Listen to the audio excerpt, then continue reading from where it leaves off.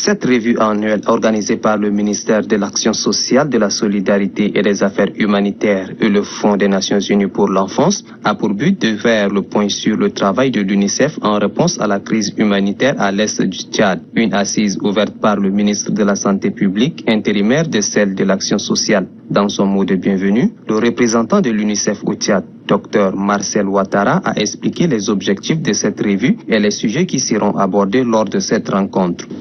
Nous sommes aujourd'hui réunis pour échanger et discuter de tout ceci à travers le prisme de la revue après action de l'UNICEF dans cette réponse. Il s'agit de convenir ensemble de nos réussites, de nos échecs et de tirer des leçons pour améliorer notre action dans nos futures réponses dans des situations similaires. Pour le ministre de la Santé publique, la revue est un exercice nécessaire et très important pour la réussite des activités. C'est pourquoi il invite les participants à s'appliquer afin de sortir des propositions innovantes en conformité avec la politique du pays en matière de santé. La revue est un exercice pour tout planificateur doit faire ça. C'est un auto-bilan. C'est un bilan de la mise en œuvre des interventions de l'UNICEF. Il faut s'arrêter quelque part pour voir quelles sont les forces et faiblesses et chercher des pistes d'amélioration. On ne peut pas bâtir un système de santé résilient, robuste, à mesure de répondre aux sollicitations de tous les malades. Parce que la prise en charge doit être holistique.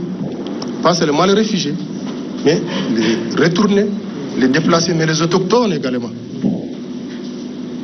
Ça, il ne faut pas oublier ça.